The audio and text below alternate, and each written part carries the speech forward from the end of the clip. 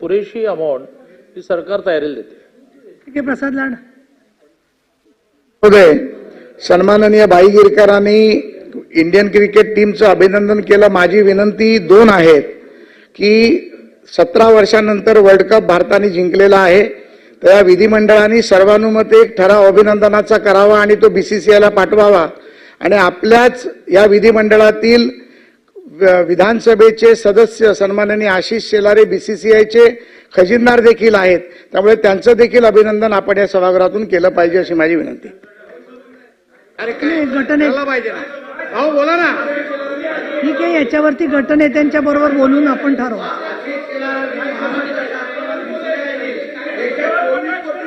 प्रसाद लाड खाली बसा.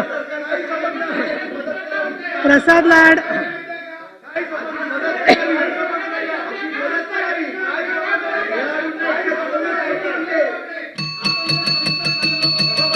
प्रसाद लाड खाली बसा.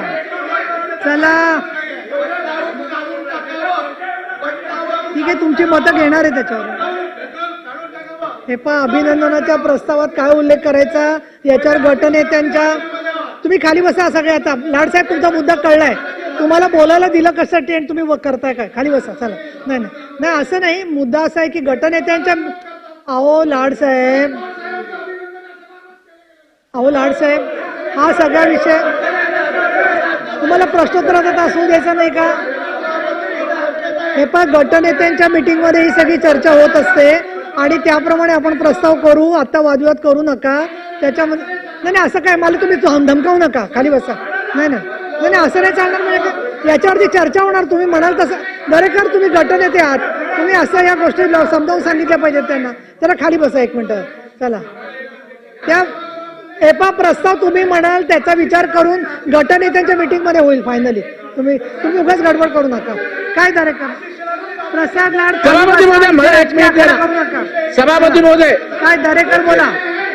दरेकर बोला. प्रसाद लाड खाली बसा प्लीज. सभापती महोदय, खाली बसा. सभापती महोदय, सन्माननीय प्रसाद लाड यांनी त्यांची भावना भूमिका मांडली.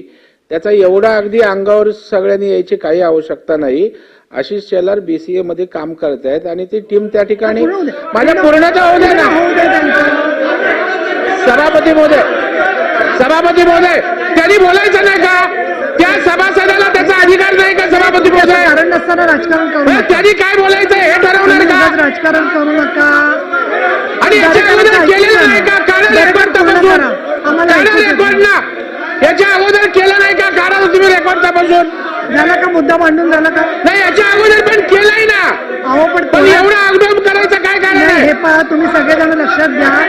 आता कुठलाही ठराव आपण अंतिम केलेला नाहीये. अरे आपला माणूस आहे जो खालच्या सभागृहातला, त्याच्याविषयी एवढं पोटात का दुखतं यांच्या? संसदीय कार्यमंत्री बोला. तुम्ही खाली बसा. अजून काही केलेलं नाहीये. थांबा, खाली बसा. माननीय सभापती महोदय, तुम्ही खाली बसा. असं एवढा माननीय सभापती महोदया, मला असं वाटतं महाराष्ट्राच्या राजकारणामध्ये माननीय सभापती आपण बोला. चंद्रकांत दादा पाटील बोला. तुम्हाला ते मगाशी अंबादाजी कुठलाही निर्णय घेतला नाही, गोंधळ करू नका. प्रश्नोत्तराचा सगळ्यांचा महत्वाचा आहे. माननीय सभापती महोदया, महाराष्ट्राच्या राजकारणाचा स्तर इतका खाली गेला का की आपला एक सहकारी या क्रिकेट असोसिएशनचा अखिल भारतीय कोषाध्यक्ष आहे, तर आपण त्याचं स्वाभाविकपणे अभिनंदन केलं पाहिजे. हे करण्यामध्ये कोणता कमीपणा आहे माझ्या लक्षात येत नाही. त्यामुळे प्रसाद लाडांनी मांडले. हे बघा सभापती महोदया, की आपल्या विधान भवनाचा सदस्य हा जर अखिल भारतीय पदाधिकारी असेल तर त्याचं अभिनंदन करण्यामध्ये कोणता कमीपणा आहे माझ्या लक्षात येत नाही. ठीक आहे. मी आता पुढच्या प्रश्नाकडे जाते. 23,555. मी प्रस्तावाच्या तपशिलाबद्दल कुठलाही निर्णय घेतला नाहीये, फक्त अभिनंदनाचा हे करणार आहे. तुम्ही त्याच्या आधीच इतकं असहिष्णुपणे वागू नका ना. रमेशदादा पाटील. 23,555. हे पण मी तुम्हाला 10 वेळा सांगणार. तुम्ही असं चालणार नाही.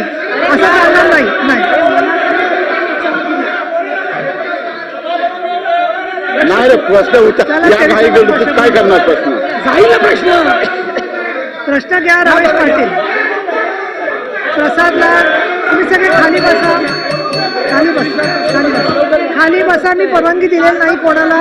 मी परत सांगितलेलं आहे तुम्हाला की प्रस्तावामध्ये कोणाचं नाव घालायचं याचा निर्णय अंतिम माझ्याकडे आहे. तोपर्यंत तुम्ही शांत राहा. तुम्ही असा असहिष्णुपणाने चालणार नाही. सभागृहामध्ये प्रश्नोत्तराचा तास तुम्ही वाया का घालवताय? काय तुमचं एवढं घोडं मारलं? एवढं त्यांनी एक सूचना दिली, आपण निर्णय घेतला नाही. क्रमांक 23,555. चला छापल्याप्रमाणे चंद्रकांतदादा पाटील आपलं उत्तर आहे 23,555. 23,555. चंद्रकांतदादा आपलं उत्तर आहे संजय बनसोडेंच्या प्रश्नाला. तुमचं उत्तर आहे पुढच्या प्रश्नाला. हो. प्रश्न क्रमांक 23,555.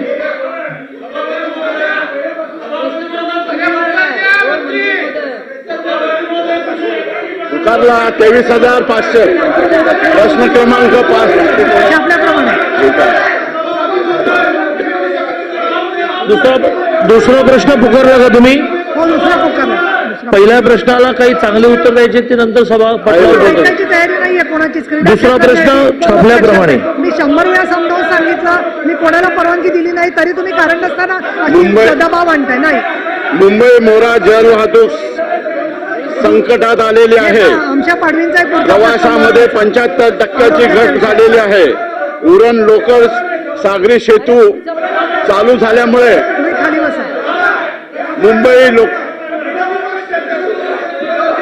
मुंबई मोरा जल वाहतूक संकटात आल्यामुळे प्रवाशांमध्ये 75% घट झालेली असून उरण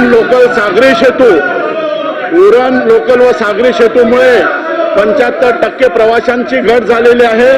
तिथल्या प्रवासी आणि बोटधारकांचं मोठं नुकसान होत आहे. तिथल्या खलाशांचं मोठं नुकसान होत आहे. आज त्यांच्यावर मोठा उपासमारीची गदा आलेली आहे आणि शासनाला मी विनंती करतोय की या 75% जे प्रवासी कमी झालेले आहेत आणि त्यांच्यासाठी हे थोडेफार प्रवासी घेऊन मोरा ते मुंबई ते मोरा ही फेरी बोट चालू आहे. नुकसान मोठ्या प्रमाणात झाल्यामुळे फेरी बोट मालकांना निर्माण झाला असून या व्यवसायावर अवलंबून असलेले शेकडो कामगार उपासमारीची वेळ आलेली आहे. हे खरे आहे का? सदर पारंपरिक फेरी बोट व्यवसाय टिकवण्यासाठी शासनाकडून आर्थिक मदत मिळावी किंवा करात सूट देण्याची मागणी फेरी बोट चालकांनी शासनाकडे केली आहे. त्यामुळे शासना